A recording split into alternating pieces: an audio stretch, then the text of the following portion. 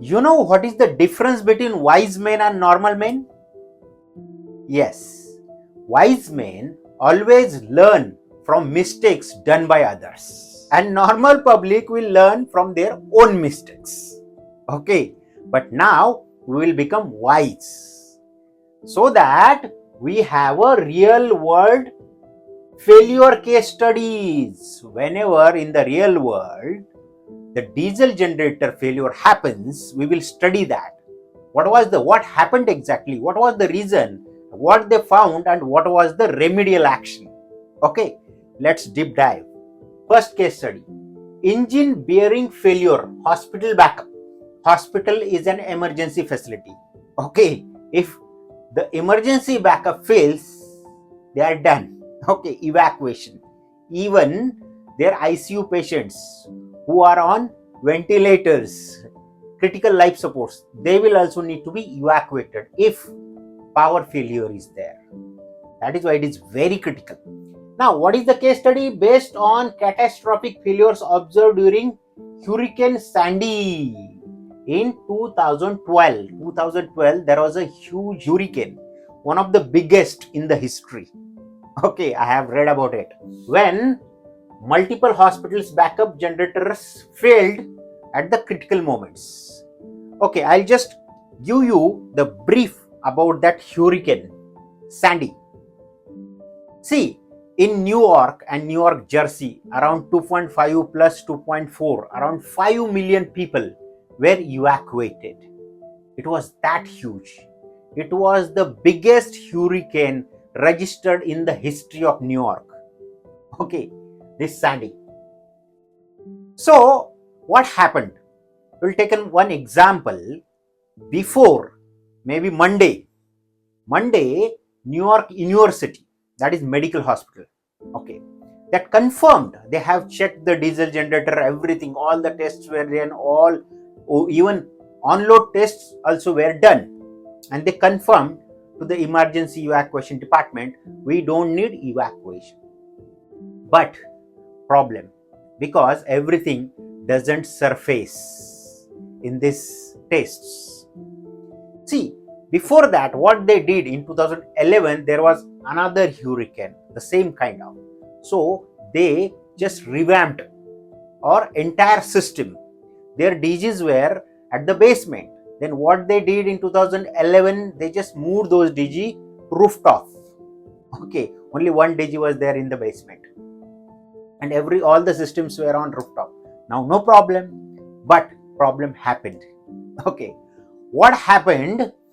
Their panels were in the basement, electrical control system, and the diesel tanks are underground. As per NFPA guidelines, diesel tanks should be underground. Okay, so that they cannot change. So they were underground. The pump, which is pumping the oil, diesel, from ground to top, were in the basement. That was the problem. So, see, this hurricane was such a dangerous or such a huge hurricane, it leveled up, the water level was 11 feet in the basement, 11 feet. All the DGs, panels, even their lift shafts were submerged underwater. A lot of water. Millions of gallons of water. Then, what happened? Their oil fuel supply was cut off after some time. So whatever fuel was there in the day tank of DG, inside DG, that much emergency power was there after this city power was cut off. So that was the problem. So whenever you are designing, just look at the other ancillary or support system as well. Entire system should be relocated at a safer location. Okay, this is the takeaway from this case study. Another hospital also, I just read, faced same issue, but their generators were designed for only 30% of the load, and that was the problem. Only 30% in case of such a big catastrophic natural calamity will not survive.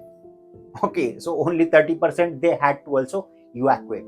Only one hospital, entire New York City, only one hospital was serving. That was Beth Israel Hospital. Okay, just go and study, go and check on internet. That is the only hospital. So all the hospitals, all the ICU patients were evacuated and shifted to that hospital. Thank God that one hospital was alive. Okay, see, otherwise so many lives were in danger. Now we'll go ahead. So what happened in one of the hospitals? What happened? The bearing failure. Now first failure is bearing failure. What happens? Failure symptoms, it doesn't fail directly, it gives you symptoms. So excessive vibration during operation. Whenever there are excessive vibration in the engine, just note this bearing failure is the reason bearing will fail. Okay, so just note this. If vibration is there, just go and check bearing. Metal debris in filter and sump. You know, we have seen in oil circulation system, okay, engine oil, in that we have seen oil is circulating inside the entire chamber, piston, walls, then bearings. So in these bearings also oil is circulated. If there is a debris, means if bearing some part has come out, what will happen? That will flow down through the oil, because oil is already circulating all the time.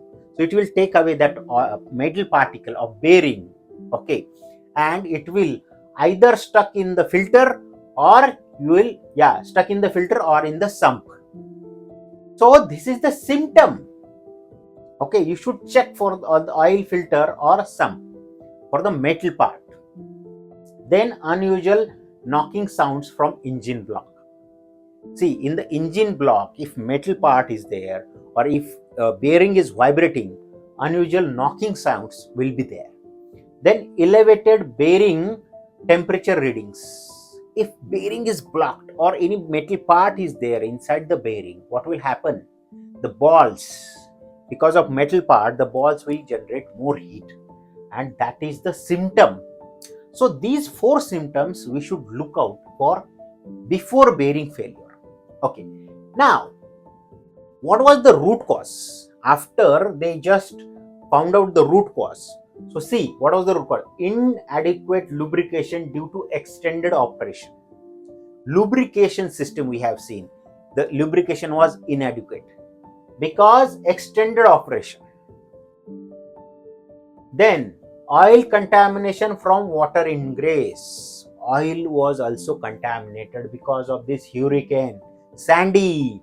Just oil ingressed. Then misalignment during previous overhaul. This is another reason. The reason, this is your shaft and this is your bearing. If misalignment is there, it is not aligned properly, bearing is not fitted properly, then there is a problem, because vibration will increase and then gap again, that bearing play will increase. Then extended service interval by 350 hours. Exceeded service interval. See, service is very much important. You have to do, like your car, if you don't services, it will stop. Okay, it will fail, break down. So the same thing happened. The service interval was exceeded by 350 hours.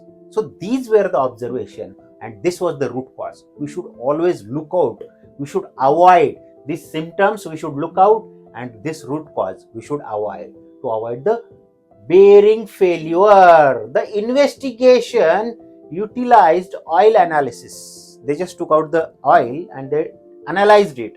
Vibration monitoring, they just put the vibration monitoring sensors. Then borescope inspection. See, it's a small bore.